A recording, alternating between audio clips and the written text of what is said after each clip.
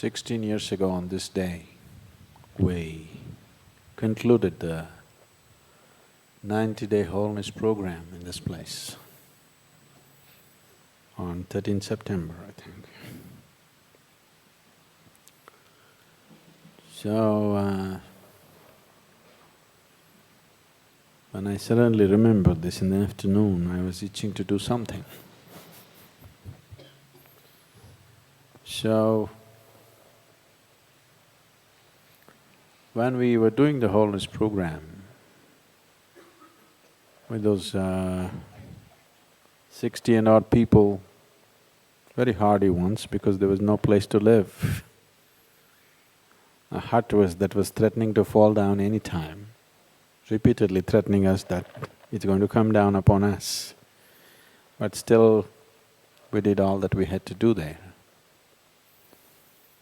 And at that time, everybody dreamt we must build a meditation hall. It took maybe another 6 years or 7 years before we built the Spanda hall. Today, it is such that the Spanda hall is occupied almost 20 to 25 days in a month, and it's not available for anybody in the ashram. And sadhana hall is anyway bursting at the seams. So, today we started a project called Adi Yogi Alayam, a south-facing, a meditation hall which is south-facing, because Adi Yogi, when he sat as a guru, he sat south-facing. So this meditation hall is south-facing, and we will have a wonderful consecration which will befit him for this hall. So,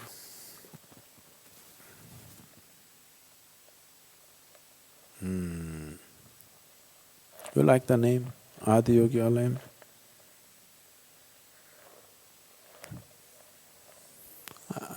I've been thinking we have to have something in his name, because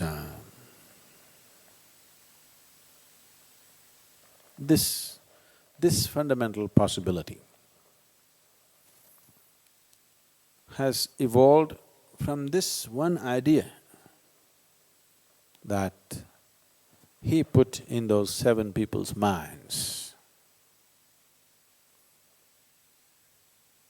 He made them thirst for something beyond the limitations of their existence. He put this hunger into their stomach. He put this hunger into their hearts that they want to be something more than what we normally know as a human being. Every creature has come with a framework. An ant can do certain things. I'm sure there are some champion ants which can do little more, but within that framework. A tiger can do something, but within that framework. An elephant can do something, but within that framework. A human being can do something within that framework. A certain dimension of whatever. He put this idea that you don't have to limit yourself to your dimension. You can transcend this. There is another way to be, a completely different way to be. This idea, he not only gave the idea and the thought, he also gave a method to go there.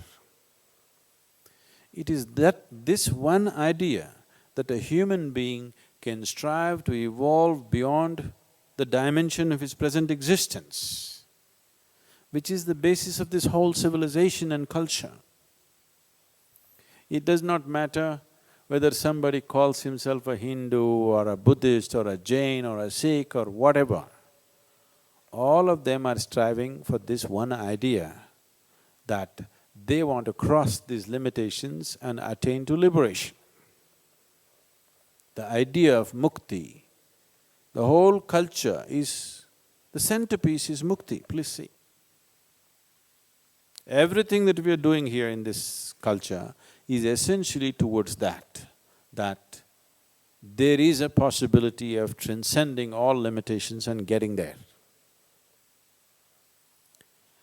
There has never been a more revolutionary idea on this planet. Since his time, nobody has come up with a more revolutionary idea than this, that you can transcend the very limitation, the very dimension in which you exist.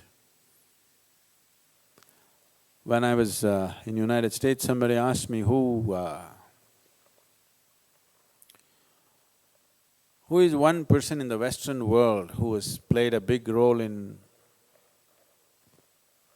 evolving human consciousness. Without a moment's doubt, I said Charles Darwin. They said, Charles Darwin, he's only a naturalist. I said, for the Western world, he's the one who gave the idea that you can evolve.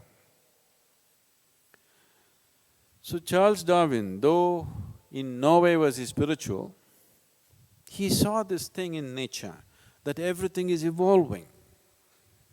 A single-celled animal is becoming a multi-celled animal is becoming more complex and more complex. From one dimension to another, life is evolving.